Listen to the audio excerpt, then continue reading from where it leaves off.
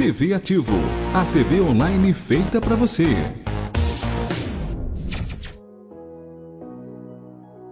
Quer tirar ou renovar a sua CNH na melhor frota de Ferraz de Vasconcelos? A Automoto Escola BR possui carros novos, padronizados com direção elétrica. Categoria A moto, categoria B carro, categoria D ônibus, categoria E carreta. E também a CNH para portadores de necessidades especiais. Na Automoto Escola BR você se habilita com agilidade e seriedade. Visite a nossa Unidade 1, na Avenida Governador Jânio Quadros, 561, Parque Dourado. Ou na Unidade 2, na Rua Tiradentes, 38, Centro de Ferraz. Automoto Escola BR.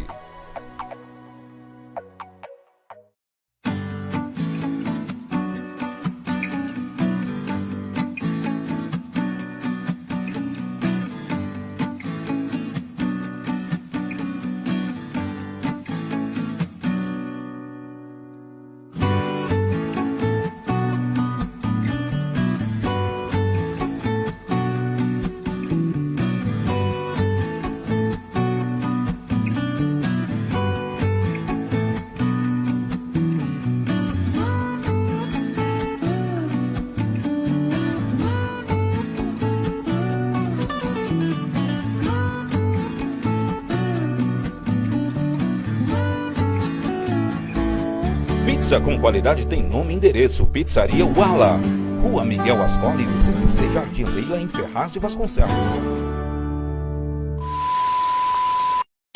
O formato de entrevista que você gosta de assistir, você encontra aqui na TV Ativo.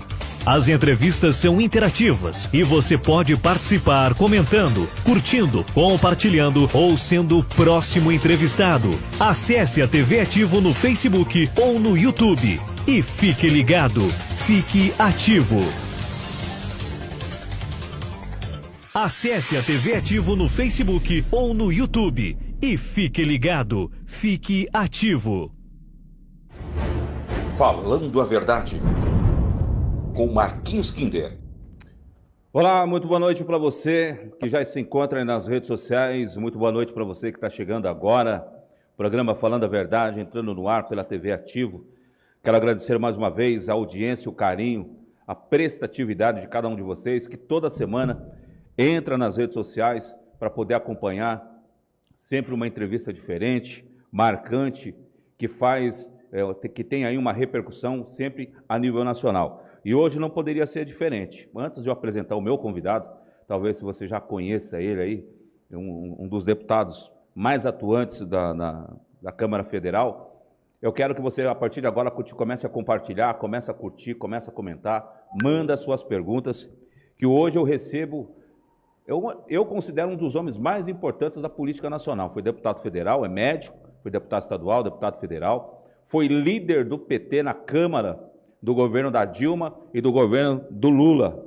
Hoje eu recebo com muito carinho e tenho uma grata satisfação, que eu sou fã dele, Cândido Vacarezza. Seja muito bem-vindo. Obrigado por ter aceitado o nosso convite, deputado. Marquinhos, sou eu que agradeço. Muito obrigado. Meus parabéns pelo programa que você faz aqui na TV Ativo em Ferraz.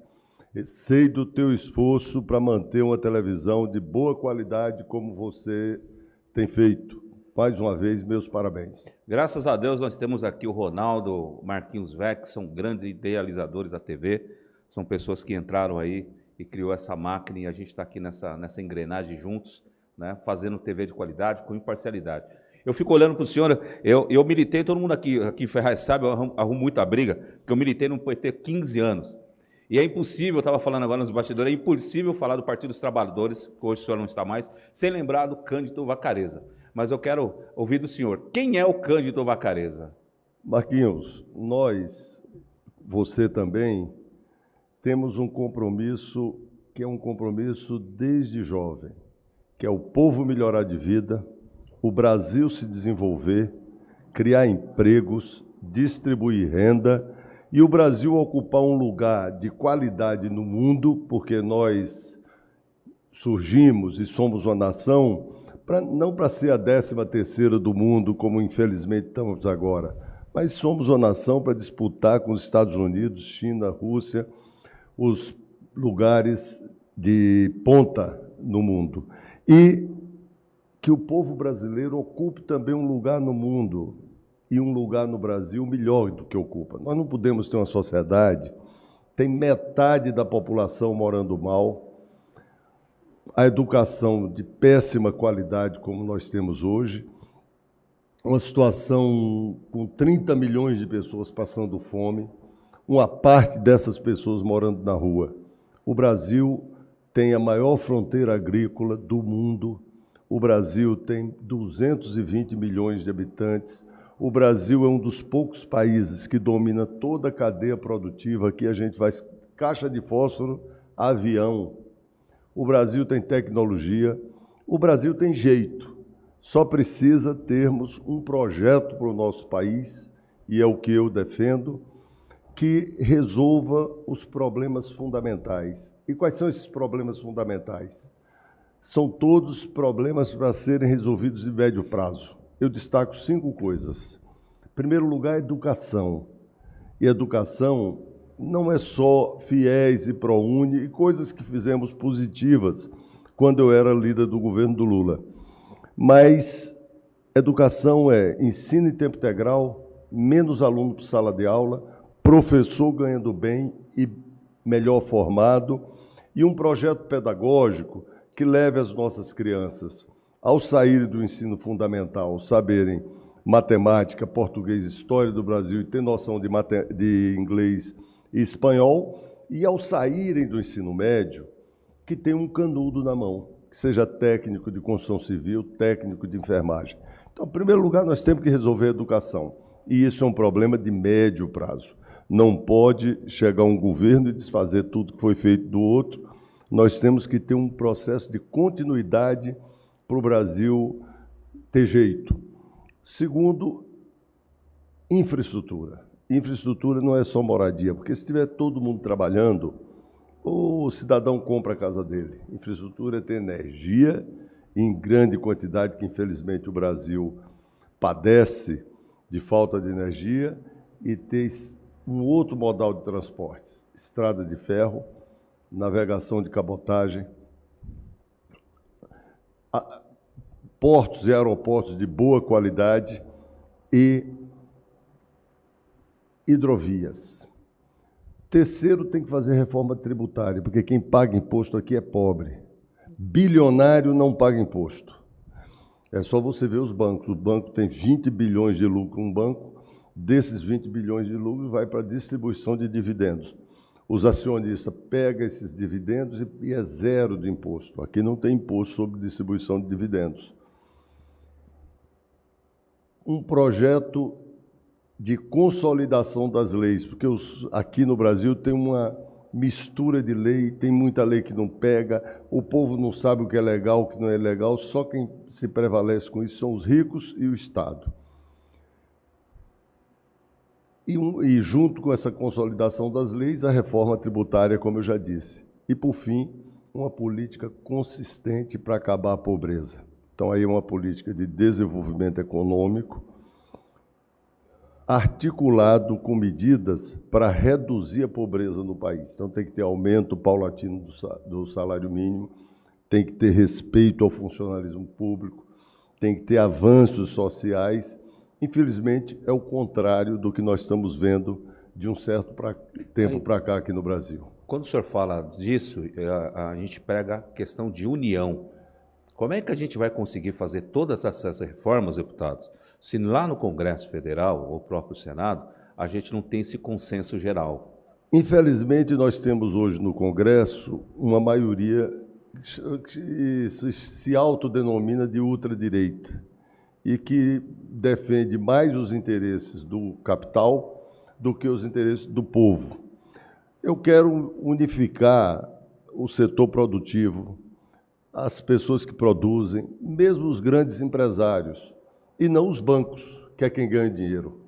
Muito. Você imagina, numa crise dessa, o lucro dos bancos aumentou. Todo mundo entrou em crise, todas as empresas. Menos os bancos. Menos os bancos.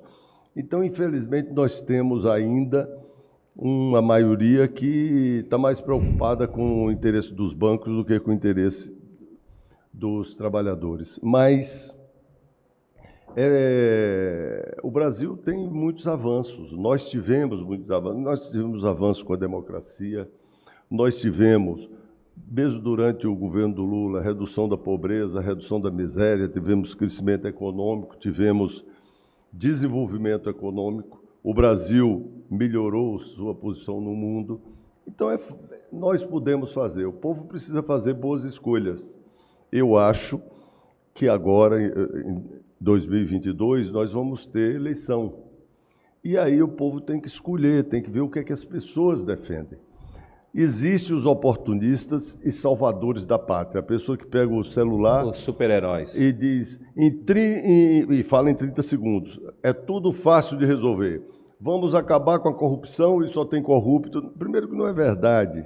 Eles se escondem por trás de um discurso boboca, um discurso que não leva a nada, e às vezes o povo acreditou, eu acho, que ia resolver fácil os problemas. E hoje nós estamos vivendo a maior crise econômica que nosso país já viveu. Nós estamos num momento que tem uma grande crise econômica, a inflação passando de 10%, a gasolina a R$ 7,00, apesar do petróleo está caindo, uma crise sanitária sem precedentes. Essa não tem culpa desse ou daquele governo, claro. Essa pegou o mundo inteiro. Claro. Mas aqui no país, como nós tínhamos um sistema montado, que é o SUS, que todo mundo reclama, mas é muito bom e atende bem a população, precisa ter melhoras, mas é muito bom. Podia ter vacinado todo mundo, então demoraram por culpa do governo. O governo federal tinha que ter explicado para a população o que era o vírus, não ficar com aquela confusão contra a vacina e explicar para a população as medidas que tinham que ser tomadas. E depois disponibilizar a vacina, que o Brasil tinha condição de resolver isso.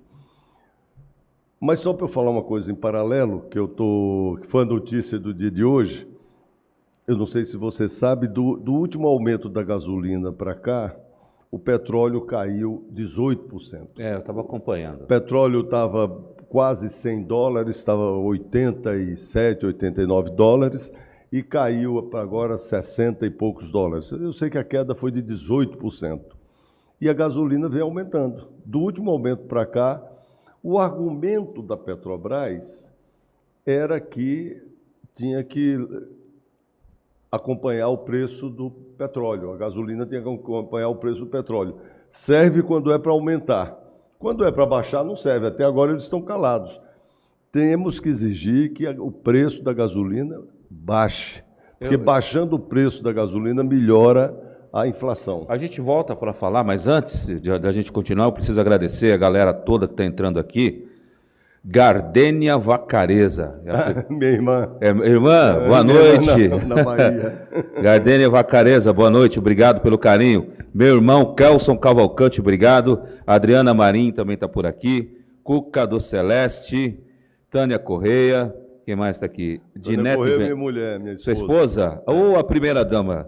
Obrigado pelo carinho. Dinete Venâncio, Marcos Savoy, Tânia Ventura, Maria Betânia está aqui, abraços, doutor Vacareza. Plínio Lima 2, boa noite a toda a população brasileira, principalmente a cidade de São Paulo, e ao meu nobre amigo, camarada Cândido Vacareza, petista. Plínio foi do PT, foi do PT. Hoje está no Avante. Está no Avante, maravilha. Plínio, meu companheiro, muito obrigado pelo carinho. Robson Neiva, meu irmão, obrigado. Eu vi a sua mensagem aqui, viu, irmão? Obrigado mesmo. Marquinhos da Indaiá, o vice-prefeito de Poá. Marquinhos da Indaiá está mandando um abraço para o senhor, meu irmão Marquinhos da Indaiá. Marquinhos também. O doutor João Rufino, advogado, meu irmão, a gente debate todos os dias em relação à política nacional. Obrigado, viu, Rufino? Elizabeth Dutra, Elias Roberto, tem uma galera boa aqui. O vereador Tonho, vereador Tonho aqui da cidade de Ferraz, está nos acompanhando, falando, manda um abraço para o deputado Vacareza. Manda um abraço para o Tonho também. Não tive a oportunidade de estar na campanha dele, mas tenho um apreço por ele e o trabalho que ele realiza. Está aqui falando que é fã do seu trabalho. Vamos marcar aí para o senhor tomar um café e conhecer o vereador da cidade. Obrigado, viu, Tonho, pelo carinho. Alexandre Alcaide, O Rufino, você já começou a fazer pergunta aqui. Calma, filho, que a gente vai perguntar aqui. O senhor tocou no assunto da questão da gasolina e do aumento do gasolina. Eu vi que o John Biden também quis fazer um aquecimento nessa questão, disponibilizando os barris de petróleo, para ver se consegue baixar a queda. Isso também é importante. Mas a questão dos impostos cobrados pelos governos estaduais, o que o senhor acha disso? Olha, primeiro não houve nenhum aumento de imposto estadual. O imposto estadual ele já está mais ou menos consolidado num conselho que faz parte todos os secretários estaduais. O imposto estadual, ele é um imposto cobrado no destino, de acordo com o consumo de cada estado.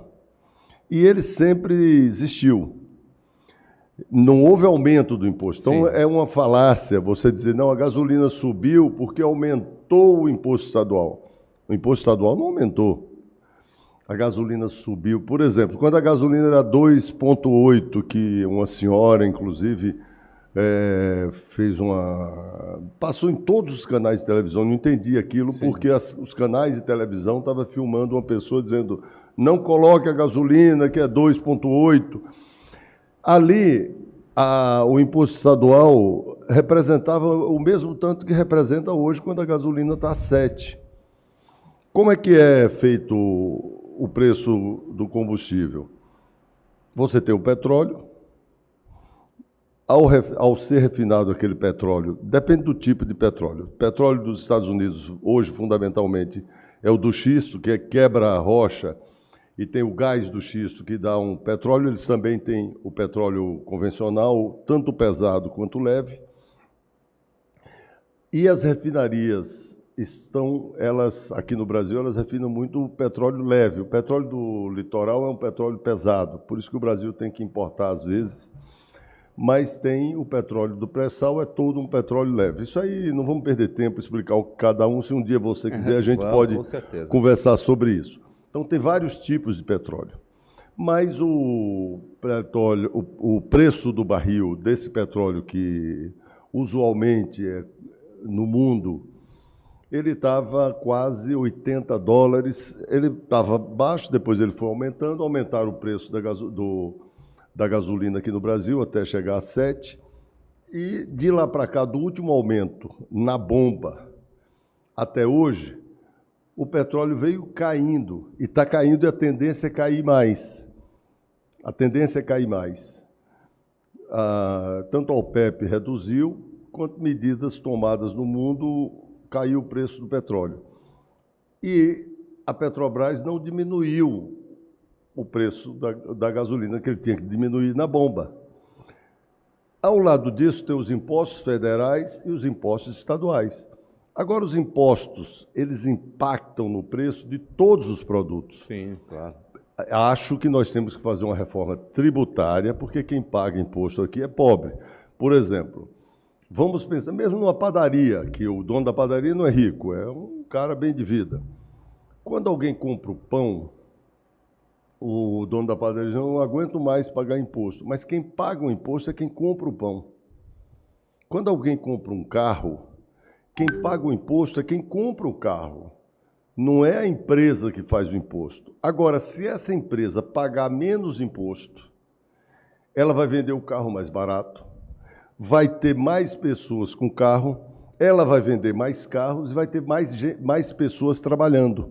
Então, é importante baixar o imposto das empresas, porque as empresas pagando menos impostos, você tem a redução direta do preço dos produtos. Só que o Estado precisa se sustentar. Então, quem tem que pagar imposto é variação patrimonial, que aqui no Brasil tem imposto para variação patrimonial, e distribuição de dividendos. O que é que acontece com os bancos? Os bancos têm um lucro maior do que 20 bilhões, que o Brasil tem poucos bancos. Então, vamos pensar aqui, 20 bilhões de lucro. 20 bilhões de lucros é distribuído pelos acionistas. Vamos pegar o Bradesco, teve 20 bilhões de lucro. 5 bilhões está espalhado por milhares de pessoas. E 15 bilhões está concentrado na mão de 5 pessoas, ou 6. Essas pessoas pegam 4 bilhões como distribuição de dividendos e pagam 0 de imposto. Aí vamos pensar um funcionário público alto, que ganha bem, ganha 10 mil por mês. Essa pessoa que recebe 10 mil por mês, ela já paga de imposto 2.750, que é retido na fonte. Então, ela já recebeu 7.250. Sobre esses 7.250, é cobrado 14% para a Previdência.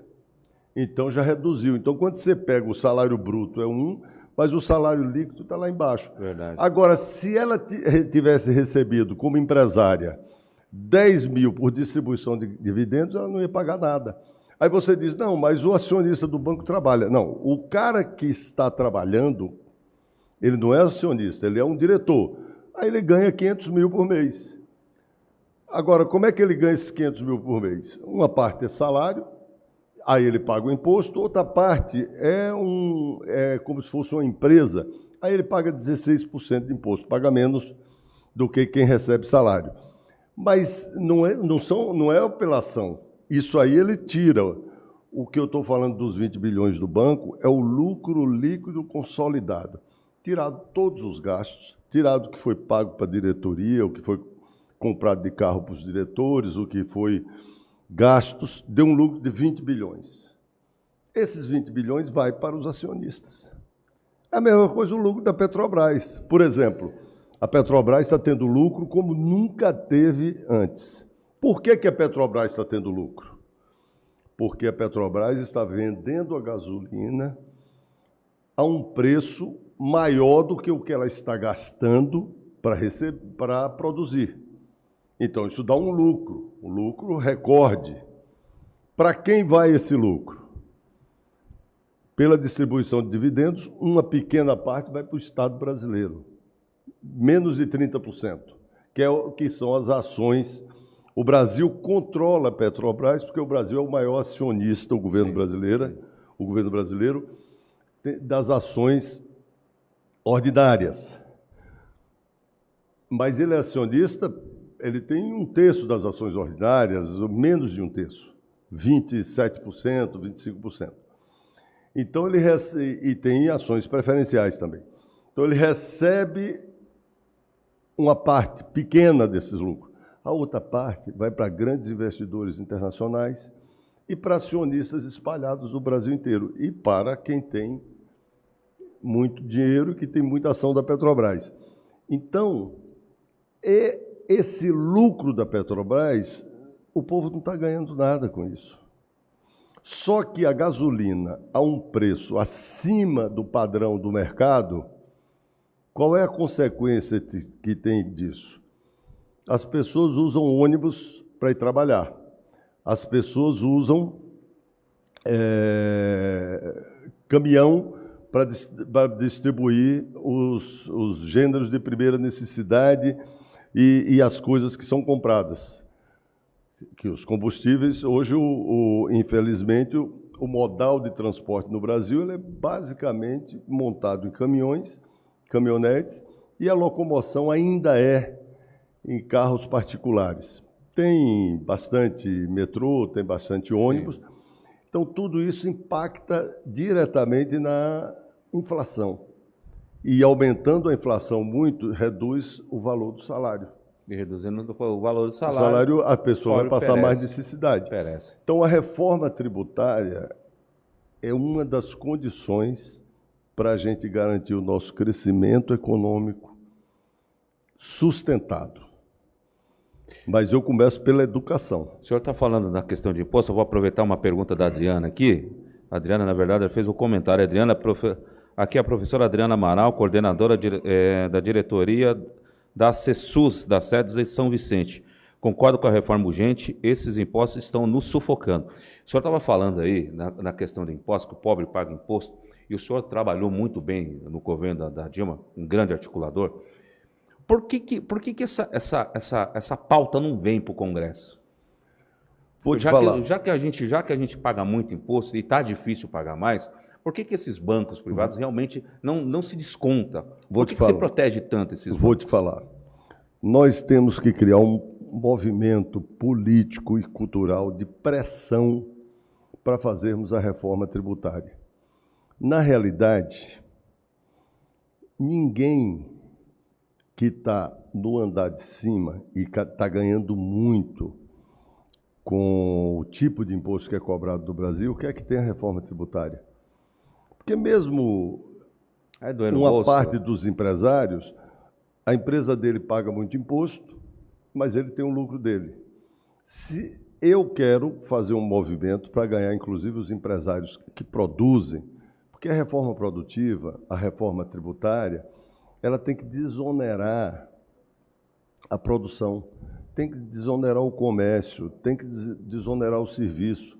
Para você ter uma ideia, o Brasil, o sistema tributário é tão absurdo, esta garrafa aqui, quando alguém faz um empresário que vai produzir a garrafa, quando ele pede um projeto para uma empresa que vai fazer o projeto para fazer a garrafa, antes do empresário pagar o projetista, a empresa que vai fazer o projeto já paga o imposto na frente. Nem nasceu ainda, já pagou imposto. E aí nós temos uma cadeia de imposto sobre imposto sobre imposto. Você não sabe quanto, na verdade, tem de imposto num produto. Nos Estados Unidos, quando você vai tomar uma Coca-Cola, vem escrito tanto por cento da Coca-Cola, X é o valor da Coca-Cola, X é o imposto. Porque o imposto lá é cobrado no destino e não na origem, como é aqui. Aqui na origem, no destino, só se cobra energia, eletricidade mais combustível. Mas aqui é cobrado no destino e é cobrado em toda a cadeia produtiva. Lá só é cobrado no final da cadeia produtiva, só que lá tem um imposto sobre distribuição de dividendos, alto. Tem um imposto sobre sucessão e doação. O imposto de sucessão e doação, no Brasil, é 4%. Aqui em São Paulo parece que aumentou para 8% agora. Lá nos Estados Unidos é 40%. Então é isso que sustenta o Estado. Aí você tem uma capacidade produtiva maior. As empresas podem trabalhar sem a pressão dos impostos. Então, é importante fazer a reforma produtiva.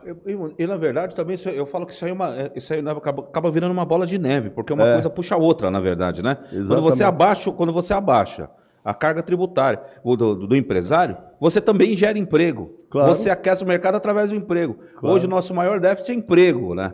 Então, assim, temos a fórmula na mão que pode fazer, pode surgir. O que eu percebo, novamente eu volto, o que falta, na verdade, e é o que a gente discute muito aqui embaixo, deputado, é a questão da união. Né? Tenho certeza, eu acho que os partidos políticos eles tinham que sentar, todos os principais, e pensar um pouco mais na população.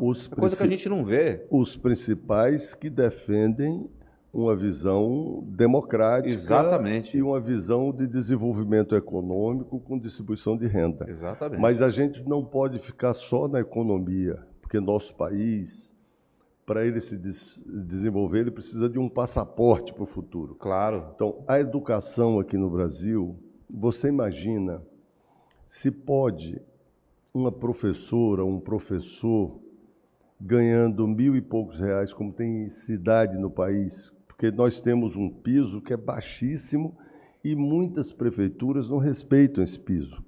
Então, nós temos que estabelecer um piso, o professor tem que ganhar bem, tem que ser respeitado, tem que ter incentivo e tem que ter formação continuada para dar educação e para ajudar o desenvolvimento do país de forma indireta, porque é formando cidadãos que a gente vai poder pensar no futuro. Então vamos pensar nos nossos bisnetos, vamos pensar no Brasil daqui a 100 anos, 200 anos. O Brasil precisa ter educação de qualidade. A pessoa tem que terminar o ensino médio como um técnico. Aí ele vai procurar emprego qualificado. E, para isso, nós temos que ter menos aluno por sala de aula, tem que o professor ganhar bem, tem que ter um projeto pedagógico e tem que ter tempo integral. Isso é um trabalho de 8, 10 anos. Então, o próximo governo, eu espero que seja alguém que valorize o futuro do nosso país, tem que ter isso como prioridade. A outra coisa é a infraestrutura. Não pode você fabricar um carro em São Bernardo e ir de carreta até Belém do Pará. Não tem lógica. Com um Atlântico desse tamanho, sem precisar asfaltar, sem ter buraco, sem nada. Tem que ter navegação de cabotagem de boa qualidade. Se você olhar o Brasil de cima, o Brasil tem rio navegável em todas as direções, de oeste para leste, de leste para oeste, de norte para sul, de sul para norte, de norte para sudeste, de sudeste para nordeste. Então o Brasil tem rios navegáveis em todas as direções e não tem hidrovia. Não tem ferrovia. Nós temos que ligar o Porto de Santos ao Pacífico. E já esse é um projeto antigo. Agora parece que está caminhando nesse próprio governo. Está caminhando e tem que ser feito. Nós temos que ligar os grandes rios brasileiros ao Amazonas, porque o navio já sai de lá de cima. Se você produz soja no oeste brasileiro, vem em cima de caminhão, perdendo pelo caminho. A linha férrea seria importante? Total, estrada de ferro, nós temos que ter um outro modal. Desafoga os centros, né? Hoje, o total de cargas do Brasil, menos de 20% é por ferrovia. O resto é caminhão. Não tem trânsito? Não pode. Um país desse tamanho tem que ter ferrovia. Tem que ter gasoduto, oleoduto de boa qualidade e cortando o Brasil inteiro. A gente fala, o senhor fala em educação e existe uma falácia, vamos falar, que a gente usa muito aqui embaixo. Quanto mais uma população burra, mais fácil de se manipular. É o que a gente entende aqui embaixo quando a gente vê que não existe um investimento em educação, né? E a gente vê professores ganhando mal, com ensino mal. Professores muitas das vezes faz por amor àquilo que acredita, né? Que é os nossos professores. E essa falácia, infelizmente, a gente não conseguiu ver os políticos que nos governam hoje mudar essa história. Porque a gente vê um ensino de péssima qualidade, mas a gente vê pessoas, por exemplo, estava vendo até alguns cargos de comissão de algumas pessoas, de alguns governadores, que são absurdamente... Vou falar da cidade de São Paulo. Eu vi a cidade de São Paulo agora cobrando 14% dos seus aposentados, que são concursados, estão aposentados 14%, mas aumentou os salários dos subprefeitos.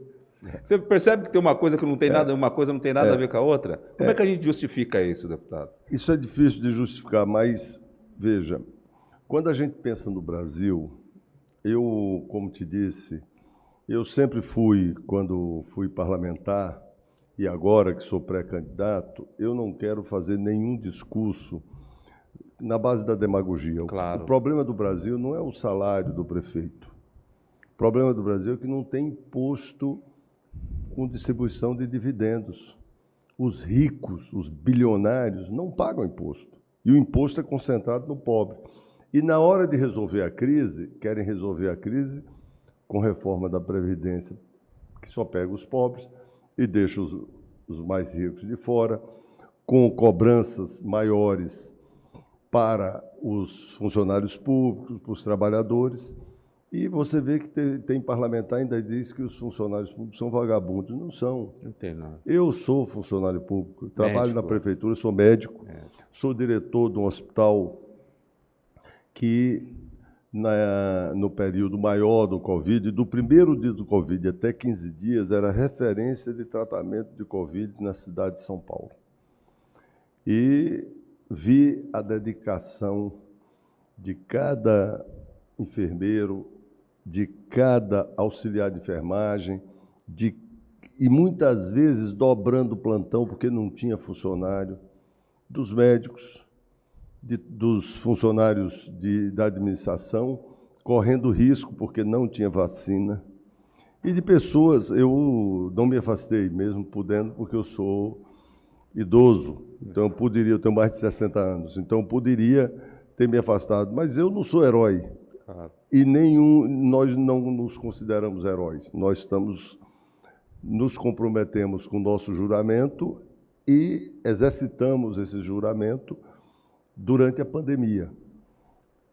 E você houve alguns discursos na Câmara, durante uma discussão política que teve lá, 2 vereadores, se eu não me engano, dizendo que tinha prazer em reduzir as mamatas. Não tem mamata nenhuma, funcionário público. Não tem mamata nenhuma. Não tem. A mamata está em outro lugar. Não a tá mamata, no, não tá no funcionalismo você público. imagine, eu sou de um tempo que quem tinha conta no banco recebia um dinheiro por manter conta naquele banco. Hoje você paga a conta, você deixa o seu dinheiro lá. Verdade. E você sabe quanto foi o imposto por rotativo de cartão de crédito? Nem imagino. 342% no ano, 342%. E muita gente que teve o seu cartão rotativo, rodou o crédito, né? Pagou a menos, pagou pelo mínimo o cartão de crédito, pagou 342%. Meu Deus. Imagina que um agiota cobra 10%. 342%. É um absurdo. É um absurdo. É um absurdo. É um absurdo. Então, e muitas pessoas compraram e não pagaram o seu cartão de crédito, não é porque estava tirando dinheiro para investir no exterior. Tinha condição de pagar mesmo. Foi para comprar 5 quilos de arroz, 1 quilo de feijão, para comprar comida para dentro de casa. Mas a inadimplência não é pior? E chegou na... Eu sei, mas o cara não empenhou o cartão de crédito para comprar carro de luxo. Ele empenhou o cartão de crédito para fazer os gastos do mês. Sim. Chega o gasto do mês, 3, 4 mil reais num cartão de crédito, ele não tem o dinheiro para pagar. Aí ele paga 2. E aquele 2 que ficou, no ano, 342%. Imagina quanto é que não dá. Meu Deus do céu. Do reajuste. É um abuso. Eu tenho que falar do pessoal que está aqui, está todo mundo comentando aqui, todo mundo fazendo pergunta. Deixa eu ver aqui, abrir um espaçozinho aqui. O Plínio, boa noite, está arrasando. Sou sou da cidade de Carapicuíba, São Paulo. Hoje estou em Ribeirão Preto. Transmissão excelente. Agora serei fã. Obrigado, meu irmão. José, ótima entrevista. Parabéns ao convidado, ao jornalista. Muito obrigado. Miguxa. Alguém está tendo visão pelo professor? Opa. Cadê? Eu vi uma pergunta aqui. Cadê? Pode fazer todas as perguntas, viu? Alexandre, mesmo que seja negativa, pode fazer.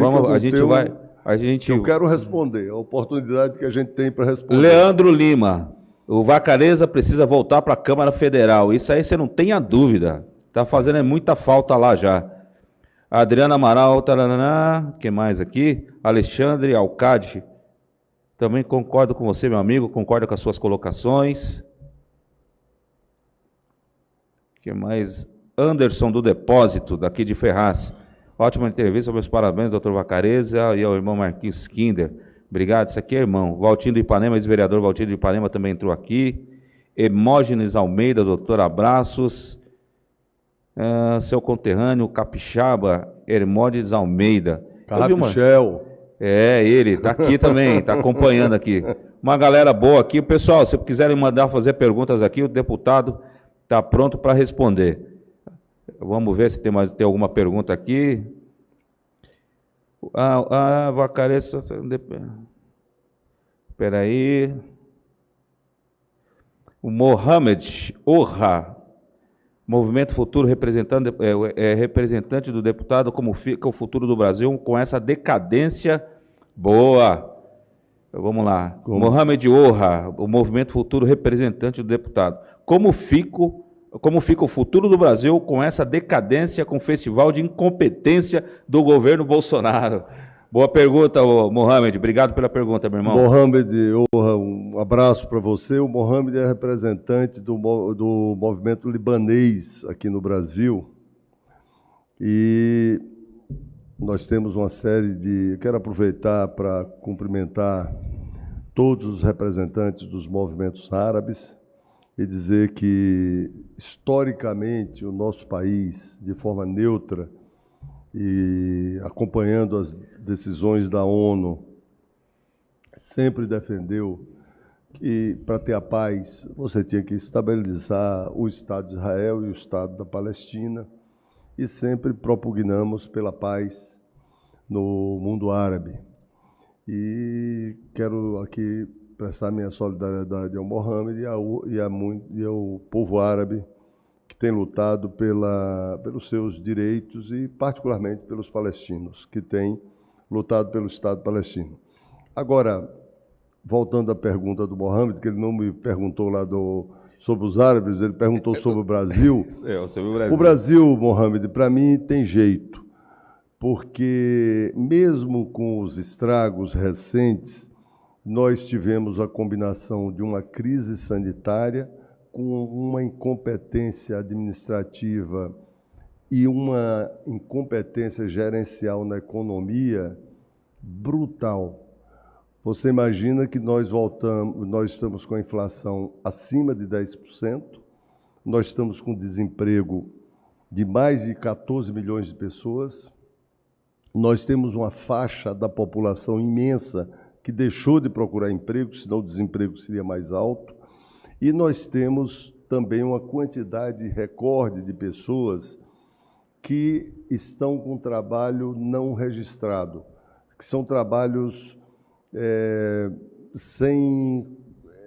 mesmo que qualificados, sem registro em carteira. Então o cara sai fazendo bico, para usar um termo mais popular. Coisa como nunca vimos. E milhares, se não milhões de pessoas morando na rua. Uma forma como nós nunca vimos no Brasil. Mesmo assim, o nosso país, com poucas medidas, você consegue melhorar. Primeiro, olha, o Brasil tem 370 bilhões de dólares no exterior como reservas internacionais. O Brasil tem a maior fronteira agrícola. Isso é um patrimônio que nós não podemos abrir mão. O Brasil tem muita tecnologia, tanto no agronegócio quanto na indústria. Está sendo, infelizmente, desindustrializado, mas nós ainda temos muita capacidade produtiva. O Brasil tem uma confusão legislativa, mas pode ser resolvido. Então, nós temos que ter um projeto de desenvolvimento para o nosso país, de desenvolvimento econômico, distribuição de renda e criação de empregos, para ser feito no médio prazo, mas que tenha começo, meio e fim. Agora é hora do povo discutir isso. E quando os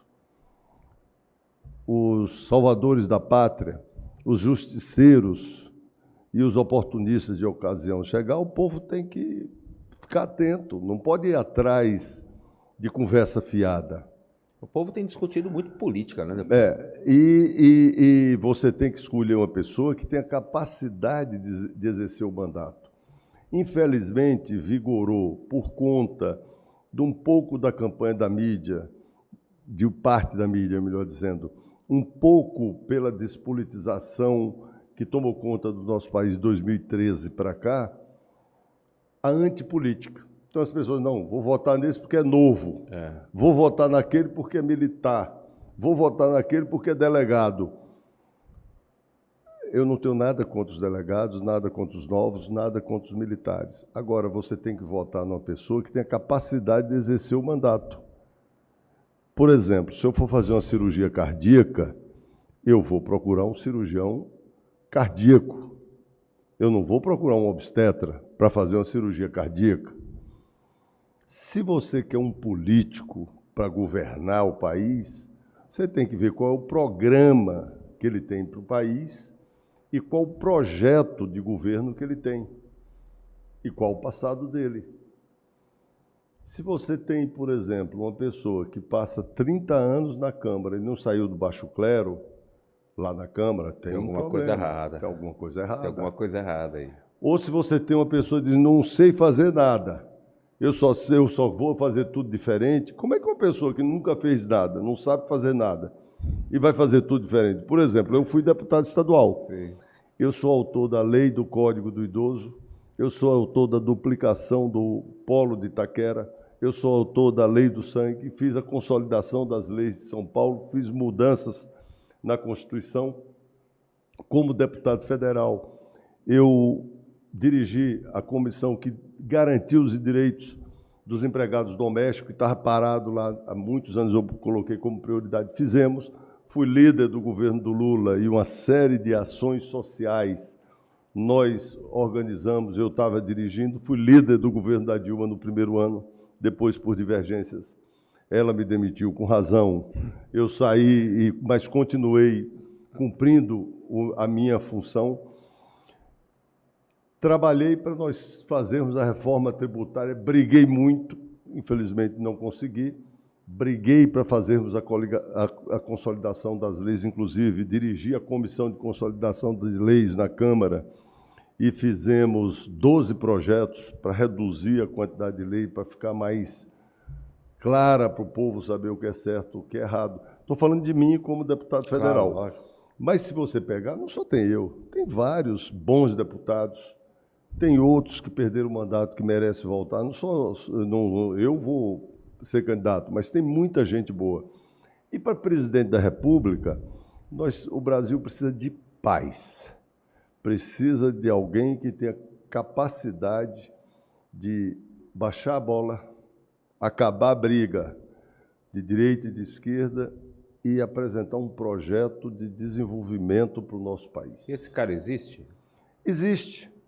Você, veja, nós estamos conversando no Avante, nós vamos lançar um nome e vamos ter um projeto. Vem cá, tem candidato? Eu vou chegar, vai ter. Aí, mas você tem o Aldo Rebelo, que tem feito uma boa discussão, lançou um livro recentemente que todo mundo deveria ler, O Quinto Movimento, tem o Janones. E você tem no campo conhecido candidatos que têm boas propostas, bons Janones projetos. É de Minas, né? Janones é de Minas. O Ciro Gomes tem um projeto econômico bom, vamos discutir, eu não gosto de outras coisas dele. O Lula já governou o país, já mostrou o que sabe fazer. Então, nós temos vários, o povo pode escolher. Acho que o importante é trazer a discussão e escolher o que é melhor para o Brasil. Eu acho que a gente passou... O que não pode é a gente andar que nem caranguejo. Procurar um salvador da pátria, um justiceiro, que aí eu acho que o Brasil vai andar para trás. Nós vamos recuar como recuamos com a última escolha que o povo fez. Então, mas aí a gente entra naquela questão, e a gente vai falar um pouco desses projetos do senhor para o ano que vem, e a gente já se coloca à disposição que nós precisamos de pessoas qualificadas, né, que dominam aquilo que fala, que sabem o que está fazendo, porque são esses tipos de deputados que o povo precisa, com representatividade. Não adianta só ter nome, a gente precisa de alguém que sabe, que domina aquilo que está fazendo. Então, quando eu vi o senhor que saiu fora do mandato, e a gente torce para que, a partir do ano que vem, o senhor retorne para aquela Câmara, porque quando a gente sabe que o Cândido Vacarezza ele volta para aquela cadeira, ele não volta para ser só mais um simples deputado, porque ele faz a diferença para o União de Paz. Então, existem políticos no Brasil hoje que a gente cita por nome. E olha a vasta classe política que nós temos. Mas quando a gente fala em classe política, dificilmente não se fala em Cândido Vacarezza. É difícil isso. Eu não sei se o senhor tem noção dessa sua amplitude, mas é difícil. Tanto é que as pessoas, quando falam, vai trazer o Cândido Vacarezza, todo mundo, caramba, foi líder da Dilma. Peraí, mas o Cândido Vacarezza é médico, mas é um dos principais articuladores. Então, olha o diferencial. Se você chega na população hoje, na rua, e pergunta, você conhece uma classe de deputados? Eu posso garantir para você, de 10, pelo menos 2, 3 vai falar, eu conheço o Cândido Vacarezza. Então, olha a representatividade que a gente precisa. É isso que o povo precisa, de pessoas que levem para a comunidade, que levem para a periferia, que conhecem também, por ser médico, o que nós precisamos. O que eu vejo lá, não vou falar todos, mas pelo menos aí 30% de aventureiros políticos, que infelizmente não ajuda, só atrapalha, não cria projeto para o Brasil, né? E quando você pede ajuda, infelizmente ainda nós temos aquele jeitinho brasileiro, infelizmente. Então a gente precisa, por isso que a TV Ativa ela foi criada, para a gente causar essa discussão. Claro que somos pequenos ainda, mas na rede social a gente causa essa discussão. E é isso que a gente precisa. valorizar quem trabalha e levar quem conhece. E eu vejo aqui nos comentários, né? E a senhora falou, eu vou te mandar meu currículo. Eu falo, não precisa não, porque eu sei quem é o senhor. Olha a diferença. Eu não preciso do seu currículo, eu sei o que o senhor fez, eu sei por onde o senhor passou, eu conheço a sua história, eu conheço a sua trajetória. Então, então é isso que a gente precisa. E eu vejo também o Brasil discutindo político. Eu falo que todo mundo fala do Bolsonaro, eu falo que o Bolsonaro foi um mal necessário. Porque, infelizmente, nós chegamos numa bifurcação que a gente não sabia para onde ia. Nós víamos um governo da Dilma, que ela foi tirada à força, confiou em quem não devia, e aqui eu posso falar, eu estou falando, foi tirado isso dela, pedalada, né? Michel Temer, desculpa, eu acho que um dos maiores, eu não queria o Michel Temer nem para tomar café comigo, eu ficava com medo dele. Errou quando colocou Michel Temer como articulador, mas enfim, e terminou como um péssimo governo. Olha como é que a gente vinha. Aí a gente chega entre Bolsonaro e Haddad, aí a gente olha o histórico do PT no Brasil. Rapaz, aí a gente vê o Bolsonaro trazendo toda aquela leva que eu vou fazer isso, que eu vou mudar aqui, tá? Aí o povo, o que eu faço? Entre um louco, vamos dizer assim, né? Que falou que vai provocar o Brasil, e um governo de 16 anos que no meio do caminho foi pedalado, foi deixado para trás. O que a gente faz? Olha a sinuca de bico que deixou o povo. E o povo não pode ficar nessa sinuca de bico. Mas, Marquinho, vamos pensar do seguinte, nossa democracia é uma democracia jovem. Se você observar, a Inglaterra, já no século XVII, já tinha tido uma revolução lá que diminuiu o poder do rei, que estabeleceu que o rei ia reinar, mas não ia governar, ia ter um governo parlamentarista. Já no século XVII, de lá para cá, nós tivemos várias guerras, as guerras napoleônicas, tivemos a Primeira Guerra Mundial, estou falando das grandes guerras, a Segunda Guerra Mundial, tivemos a Revolução Russa, a Inglaterra continuou a democracia. Os Estados Unidos tem mais de 200 anos que é uma democracia. O nosso país, democracia mesmo, virou a partir de 88 com a Constituinte. Sim. Então, é uma democracia jovem. O povo, quando escolheu uma alternativa tipo Bolsonaro, estava muito bem intencionado, porque o povo queria uma alternativa. Eu não acho que no governo da Dilma só teve acerto. Eu acho que teve erros. Não foi só o Michel. O Michel, inclusive, foi um instrumento ali, que ele era vice da Dilma. Teve erros.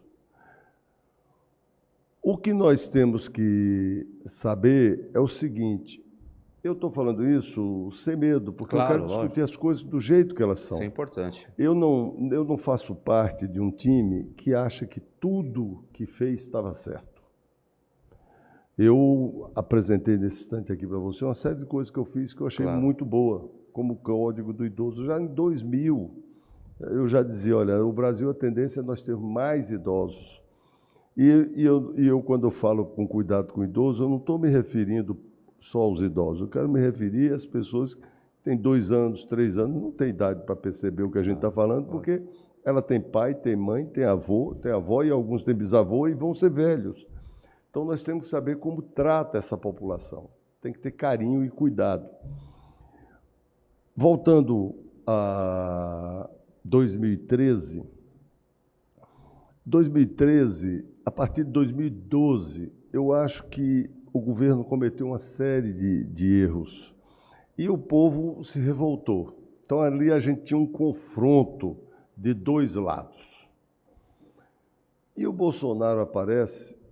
Para o povo, o Bolsonaro não era aquela pessoa que estava há 30 anos como deputado e que tinha aquelas ideias. Então, o povo, acho, inclusive, que os militares devem estar insatisfeitos com o Bolsonaro porque mudou a imagem da corporação militar no Brasil. Nós não podemos ter uma imagem negativa. Claro. O Brasil precisa de forças armadas, precisa de exército, precisa de poder de dissuasão, precisa de marinha, de aeronáutica.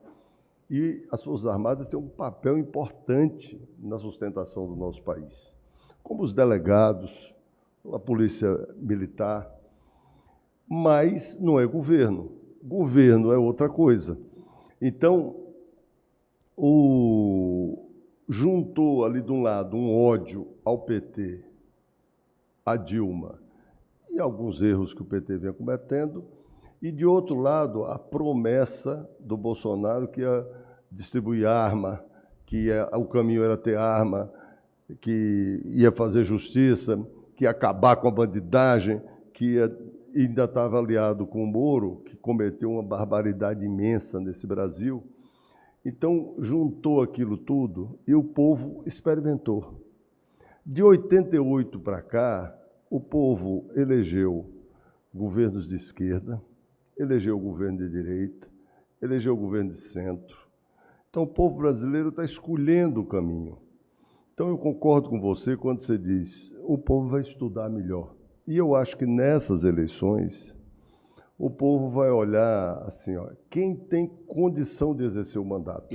Essa eleição da escolha das pessoas que têm projeto e têm condição de exercer o mandato. É isso aí. Por isso que eu quero ser candidato esse ano. Eu sou um pré-candidato, vou me apresentar ao partido, vou discutir e vou fazer um projeto que vai combinar essas grandes questões para jogar o peso do mandato para melhorar a educação, saúde, nessas linhas que eu falei, desenvolvimento econômico, com a presença na base. Porque nós temos que começar a ouvir o que as pessoas têm a dizer. Porque hoje nós já temos a internet que nos permite ter experiência de democracia direta. Você está vendo aí, a gente está falando aqui e as pessoas estão intervindo. Na hora. Então, nós temos que procurar um jeito no mandato dessas pessoas poderem ter um contato direto com o deputado. E isso eu tenho que estudar e quem tiver proposta pode mandar para mim que eu vou estudar. E se você tiver, mande para mim que eu quero saber. Não tenha dúvida. A gente sempre fala... quero que você me convide para eu vir aqui outras vezes. Não, eu estava falando ali, eu falei assim, deixa eu começar a campanha que nós vamos trazer. Aí a gente vai falar de política. Mas na campanha tem limite. Sim. Na campanha é debate. Na pré-campanha. Na pré-campanha a gente já vai conseguir fazer isso. O pessoal está aqui entrando, o celular não para. Cadê a Adriana Amaral? Sempre quando surge alguém com propostas coerentes, sem promessas ilusórias, é calado ou nem assume. Verdade. Paula Lima. Vacareza, aqui fala o pastor Paulino, a força do interior. O que o senhor acha dos novos nomes na política estadual e na política federal? Paulo Lima. Pastor Paulinho. Paulinho é da Igreja Nazareno. É uma igreja que nunca apresentou nenhum candidato e que pela primeira vez tem um candidato, que é o Paulinho, que é pré-candidato a deputado estadual da região de Campinas. Paulinho mora em Hortolândia, faz um trabalho social belíssimo de muitos anos, sempre fez sem nenhum interesse, sem ser candidato a nada, e agora está postulando a possibilidade de ser candidato. Esse aí é uma força no interior. Obrigado, viu, meu irmão? Obrigado aqui pela pergunta. Tem mais pergunta aqui? Vamos lá. A Maria Betânia. A minha irmã e cunhado são funcionários públicos e trabalham arduamente. Obrigado, doutor Vacareza, por defender essa classe oprimida nesse atual governo. Aguardamos o seu retorno à Câmara e voltará, viu? Se depender de nós, já taca a faixa. O Kelson está dizendo aqui que o senhor é cidadão poaense. Sou. Cidadão poaense. Lúcia de Sumaré. Lúcia, obrigado pelo carinho. Uma galera boa aqui. Sou pré-candidato a deputado federal pelo Avante, né? Nesse seu retorno para a Câmara, qual que é os principais projetos do nosso deputado? Olha, eu vou jogar o peso do meu mandato para a gente ter educação de qualidade.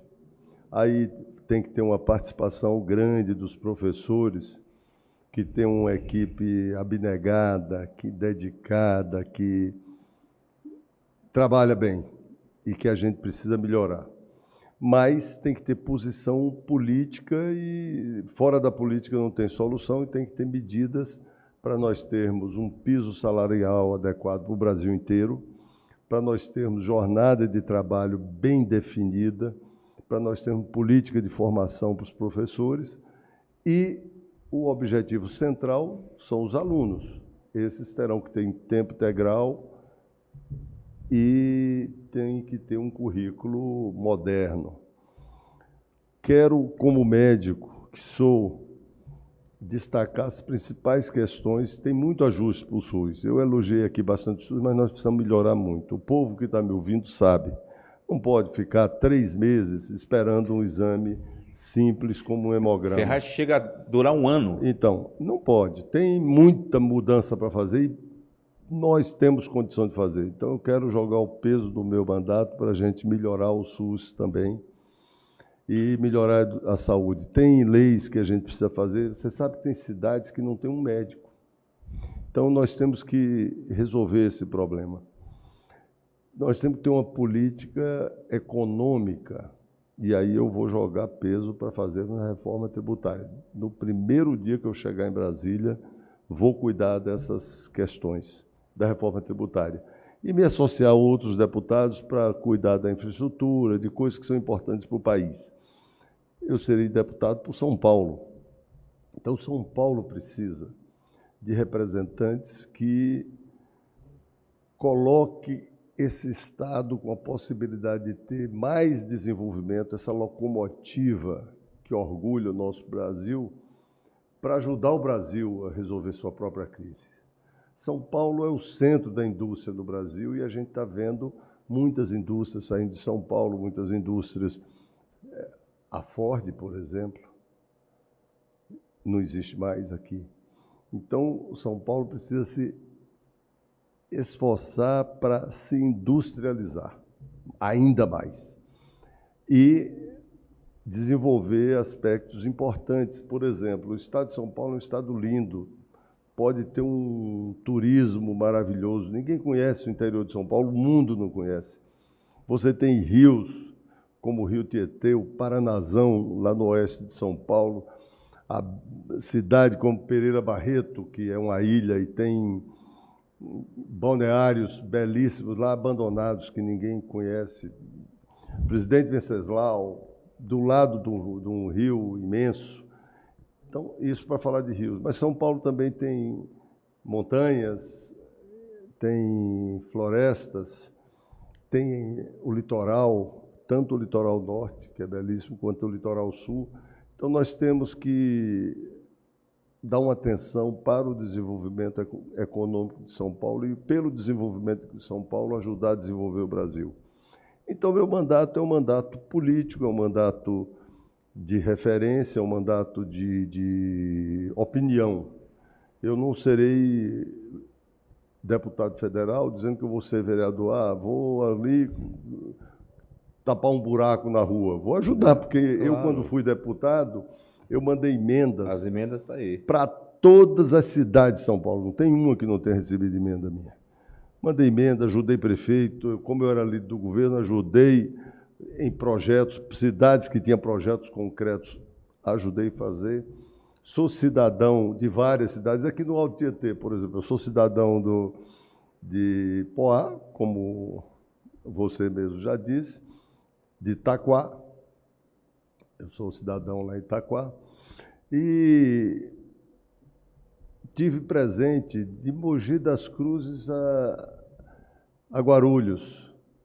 Então, sempre, quando fui deputado, dei uma atenção, era um deputado presente. Então, tem as coisas que, quando eu fui deputado, que foram boas, eu quero retomar. Os erros que cometi, quero corrigi-los. E agora nós estamos vivendo uma outra era. O Brasil experimentou essa crise sanitária que eu tive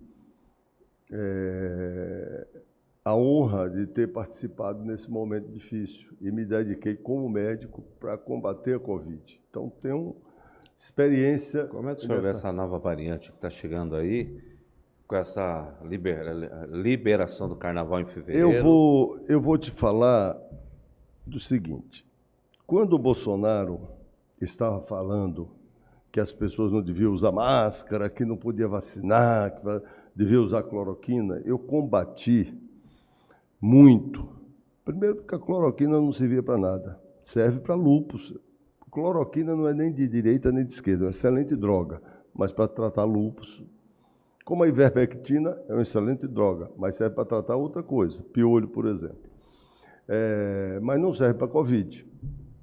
Então não é de direita nem de esquerda. Como vacina não é de direita nem de esquerda. Lógico. Vacina é o caminho para vencer a Covid. Como é que está o povo brasileiro? Que tomou a primeira dose, nós já temos quase 70% da população brasileira, mais de 70%, 74%, se eu não me engano, já tomou a primeira dose. A segunda dose nós estamos 65%, por aí.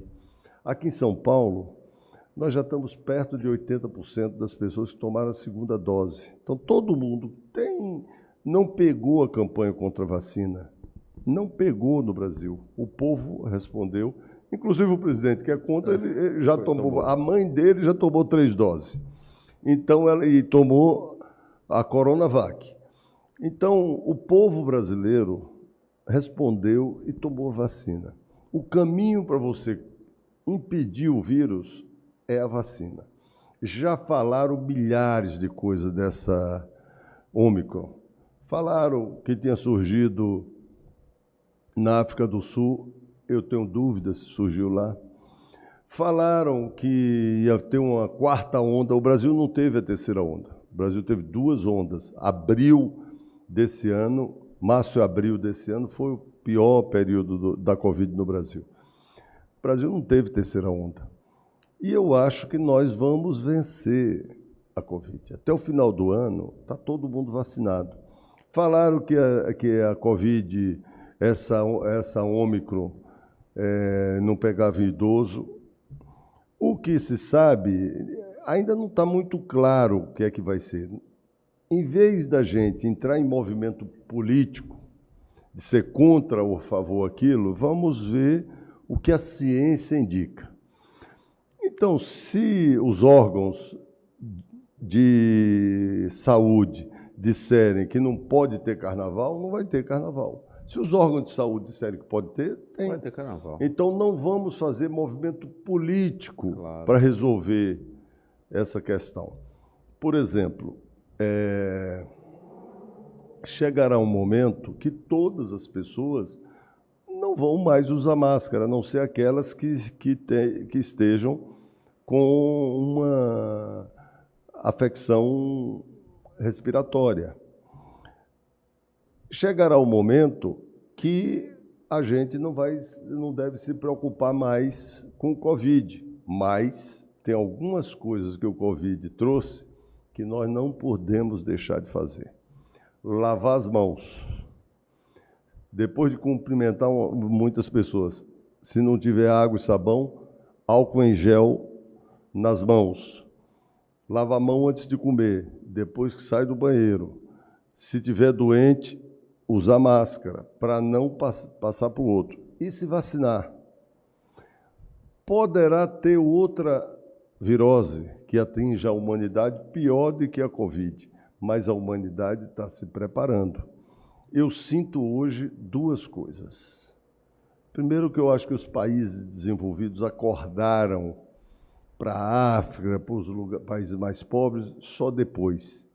Porque a vacinação tinha que ser mundial. Por que surgiu a Ômicron? Porque muita gente não se vacinou. Esse Covid, ele reproduz com muita rapidez. E quando ele reproduz com muita rapidez, é aí que tem a mutação.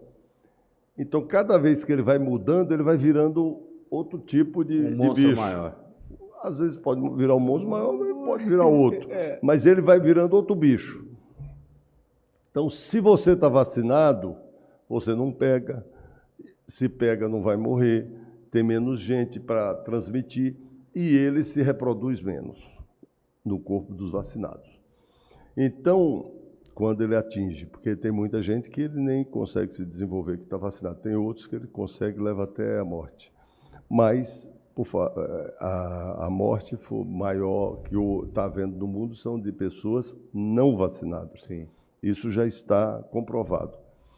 Quem não se vacinou está passando dificuldade.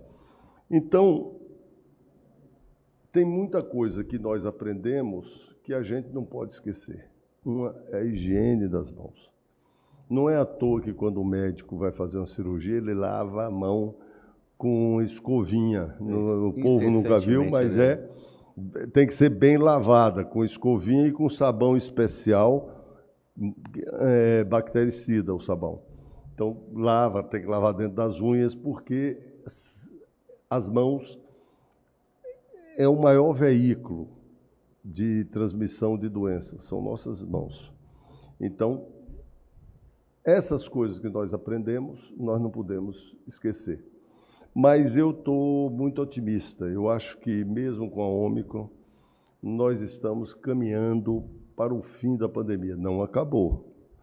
Nós temos que ficar atentos. Pode surgir outra letra grega aí, que seja da Ômicron, mas vamos aguardar mais um pouquinho para ver o que os órgãos da ciência orientam. Quando na Europa alguns países fecharam, é porque lá está com índice de vacinação menor do que o Brasil. Nós já estamos com índice bom de vacinação. Está vacinando bem. O Brasil está vacinando bem. Eu só acho que com esse governador de São Paulo, esse João Dória, eu acho ele meio doido, né? Ele faz umas coisas e depois desfala. Ele combate a pandemia, que é a principal bandeira dele hoje, mas ao mesmo tempo libera mais de 18 bilhões de reais para a base para ser presidente da República. Ele faz e se desfaz. Eu chamo ele de doido aqui embaixo, né? Porque ele faz e se desfaz. Quando a gente fala de São Paulo, eu vejo que o governo de São Paulo está aberto, né? E eu não vejo um grande nome para o governo de São Paulo. Eu vejo os nomes que estão surgindo. A Haddad está surgindo novamente. O Boulos eu vi que já recuou, possivelmente pode fazer uma dobrada ali com o PT. Eu vi o Geraldo Alckmin aqui, que saiu do PSDB, ainda está na dúvida se vai para o PSD ou para um outro partido para poder vir governador do Estado. Do Lula. Tem essa possibilidade de vice do Lula, porque na minha mais de 20 anos, mais de 15 anos no PT, meu inimigo mortal era o PSDB. Falasse de PSDB, o pau comia. Aí eu vejo essa possível aliança. Ele disse que não. Nós vamos recebê-lo aqui também na TV Ativo, o Geraldo Alckmin. Vou fazer uma boa entrevista com ele e espero que ele esteja preparado para a pergunta, né? Vai ter essa dobrada mesmo? Eu acho que devia vir a governador do estado de São Paulo, porque ele já tem uma referência em São Paulo. Aí eu vejo o ministro Tarcísio do Bolsonaro, possivelmente venha, mas percebeu que, tirando o Tarcísio, eu não vi outro nome. O ministro Tarcísio, se eu não me engano, fez parte do governo da Dilma, viu? Eu não tinha pesquisado, mas eu tenho quase certeza que sim. E é um cara bom, um cara bom demais. Se eu não me engano, ele foi responsável pelo DENIT no governo da Dilma. E é um cara bom demais. Percebeu que São Paulo tá aberto? O que nós precisamos, deputado, é que surjam novos nomes, né, para que o povo de São Paulo acabe com essa questão do PSDB, porque ninguém aguenta mais, é mais de 20 anos aí. É sempre a mesma coisa, sempre a mesma coisa. Porque não surgem grandes nomes novos na cidade de São Paulo, no governo de São Paulo, para que a gente possa causar essa discussão. Aí eu falo, corre-se o sério risco de velhos voltarem para o mesmo lugar. Mas veja, o problema na política, e que eu acho que o aprendizado que o povo brasileiro vai ter, não é o problema de velho voltar, é o problema de quem não sabe governar, ou de quem tem projetos que vai favorecer somente aqueles bilionários, ou de quem tem ideias arcaicas. Por exemplo, você pega o Paulo Guedes. Primeiro, já é uma coisa ruim um candidato a presidente dizer, não, eu tenho aqui um Poço Ipiranga, eu não entendo nada de economia, quem entende é o Poço Ipiranga. Chamar um ministro de Poço Ipiranga já é baixo, mas vamos lá. Mas quem sabe tudo aqui é o Poço Ipiranga, que é a política do Paulo Guedes é uma política pré-crise de 29. É um liberalismo tão radical que ele nem consegue implantar, porque ele mesmo defendeu a reforma tributária e falou, inclusive, de uma coisa que tem que fazer justiça, que tinha que cobrar imposto sobre distribuição de dividendos, apesar dos dividendos dele estarem no exterior. Não é bom. Está na offshore. Está fora. No exterior, para não pagar imposto, que eu acho chato um ministro da Economia dizer que seu dinheiro está no exterior porque ele não quer pagar imposto. Já pensou se todo mundo pudesse fazer isso? Porque o povo não pode. Não pode. Então, é meio chato. Mas o Guedes é um cara atrasado, não é moderno. Ele é pré-29, ele está no começo do século XX, ele está discutindo o tamanho do Estado, se é revolução socialista, se é direita, se é esquerda, para onde vai. O mundo, nós estamos vivendo a quarta revolução industrial. Nós estamos vivendo o capitalismo sem o burguês que é dono do capital. O capital financeiro é uma coisa etérea que você não sabe pegar.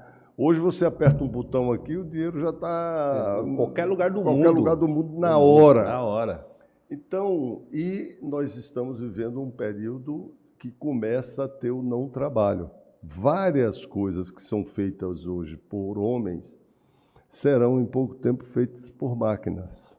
É só você ver como nós estamos conversando aqui. Sim. Seria impensável um negócio desse há 20 anos. Não, nem imaginava. Você vê quanto tempo demorou. Hoje ninguém nem fala em CD, nem DVD, nem Blu-ray. Acabou, já acabou. era. É tudo plataforma. Então, e vai acabar, daqui uns anos vai acabar microfone. É. Porque vai ser assim, ó, eu nem sei como é que vai ser. Por isso que eu falo muito da TV aberta. Nós estamos no limiar de uma nova era. Nós estamos assim num período parecido com o que foi o Renascimento, parecido com o que foi o início do Império Romano, que mudou o mundo todo, parecido com o que foi a Revolução Francesa, que mudou o mundo todo.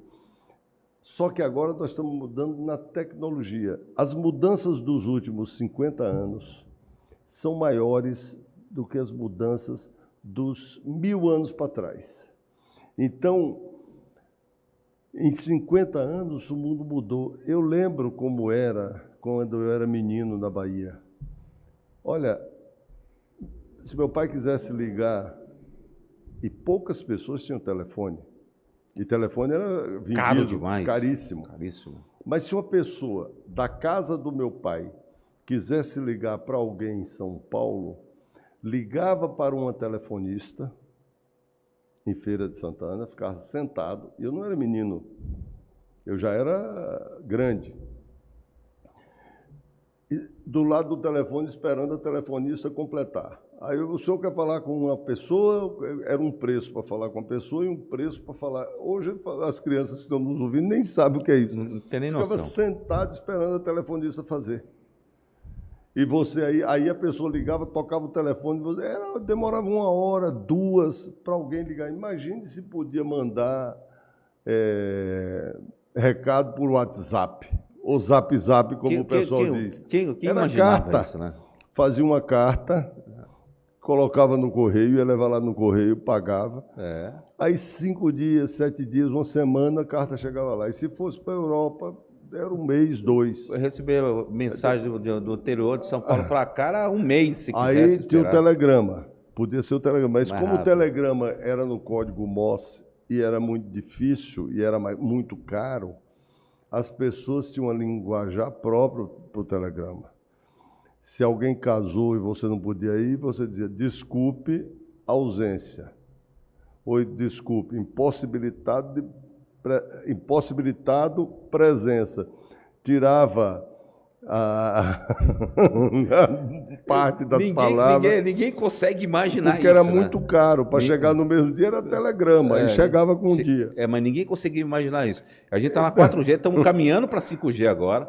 Por isso que eu falo que a internet ela vai ser uma ferramenta primordial, principalmente para o ano que vem, de 2022. Agora, essa com a conversa, facilidade com que ela chega. essa conversa nossa pode ter alguém assistindo da China e lá o sol está... Tem um amigo meu assistindo da Itália. Eu estou vendo aqui... Da Itália está com 5 horas de diferença. 5 horas assistindo da Itália. Falou, agradece que está assistindo da Itália. Eu estou cumprindo assistindo Portugal. Olha que coisa louca, né? E não é só assistindo, ele interagindo ao mesmo tempo. Olha, estou aqui. Aí você fala, caramba, o cara está aqui. Quem podia imaginar isso, né? Então imagina como Sabe como era a comunicação por telegrama?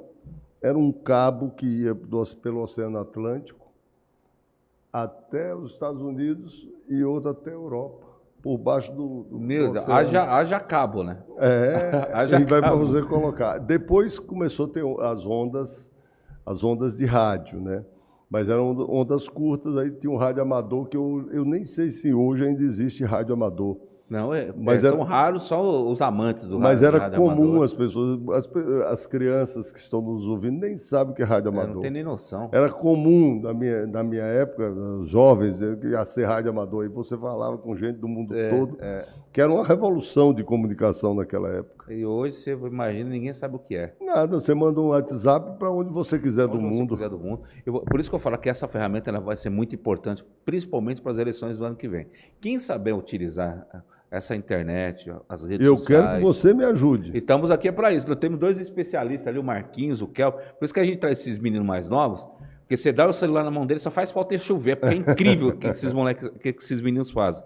Deputado, eu gostaria de, mais uma vez, convidar o senhor para retornar para o nosso programa. Retornarei. Né? Já como pré-candidato, né, para a gente discutir, falar de política mais avançada, mais profunda, discutir o Brasil como o senhor conhece como ninguém. A TV Ativa aqui em Ferraz Vasconcelos, que o senhor esteve conhecendo hoje, nos colocamos à sua disposição naquilo que a gente puder ajudar de alguma forma. Quero dizer para você que está em casa, agora eu vou falar para você que está em casa, nós precisamos reestruturar o Brasil politicamente falando, levar para Brasília quem realmente domina e sabe o que faz. Não adianta querer um deputado para tapar buraco, não adianta. Isso ele faz através das emendas parlamentares. Mas nós precisamos de cabeças igual do Cândido Vacareza, que conhece o Brasil como ninguém, para que possa ajudar o Brasil a melhorar. Então, quando a gente vê o Cândido Vacareza sentado na minha frente, enquanto há 10 anos atrás eu só imaginava, eu só via o Cândido por TV, e já acompanhava o trabalho dele, isso para nós, além de ser uma satisfação, a gente vê como é que a comunicação ela tem aproximado pessoas. Então é isso que a gente quer. Então hoje a gente está chegando a quase 200 pessoas aí, já, e o legal é que o programa vai ficar no ar, você vai poder compartilhar, se você não está assistindo agora, vai poder assistir na plataforma. Chegou em casa, como é que foi a TV Ativa? Teve o Cândido Vacareza, deixa eu assistir. Então, vai ficar na plataforma, você vai poder compartilhar, você vai poder fazer perguntas. As perguntas que são mais pertinentes, a gente encaminha para o deputado para ele poder responder, para a assessoria dele.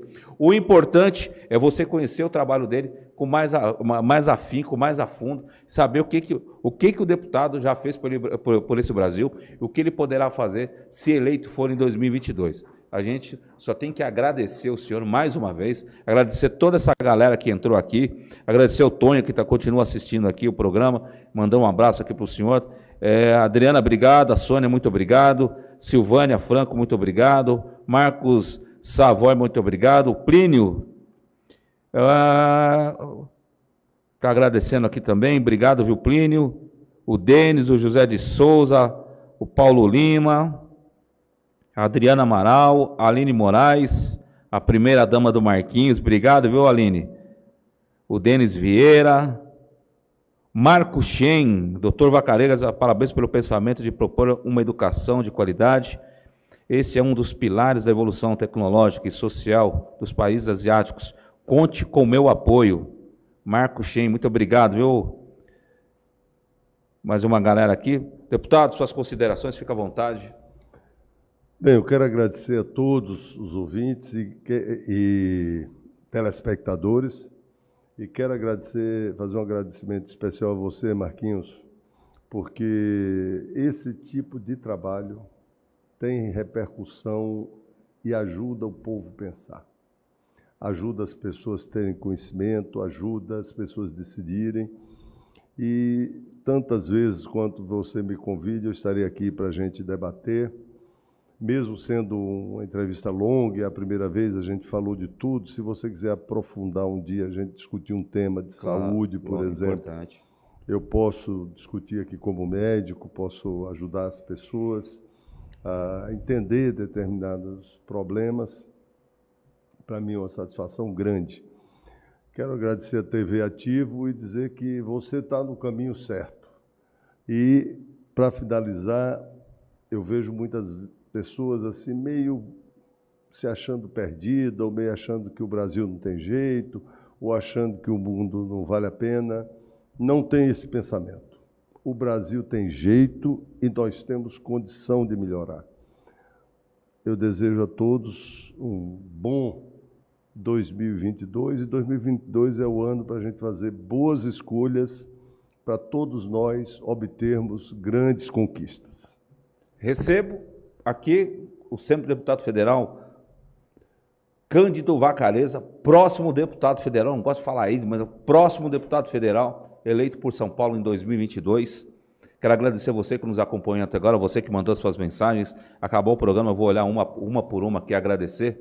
Dizer que você tem o compromisso e a oportunidade de poder estudar, de poder acompanhar os trabalhos dele de perto. O deputado vai voltar aqui, a gente vai falar de temas específicos que são importantes para o Brasil. Eu tenho certeza absoluta que em 2022, e eu ainda quero estar lá na posse. Vou fazer questão de estar lá na posse, porque o senhor aqui tem um admirador há anos. Então, é sempre um prazer. Para você que nos acompanha até agora pela TV Ativo, muito obrigado. Para você que acompanha toda semana TV Ativo, o programa Falando a Verdade, volta a semana que vem. Aguardem. O ex-governador Geraldo Alckmin já confirmou presença no nosso programa. Estamos fazendo alguns ajustes. Vamos falar do estado de São Paulo. Obrigado mais uma vez. Voltamos a semana que vem, a partir das 8 horas da noite. Sempre falando a verdade. Fui.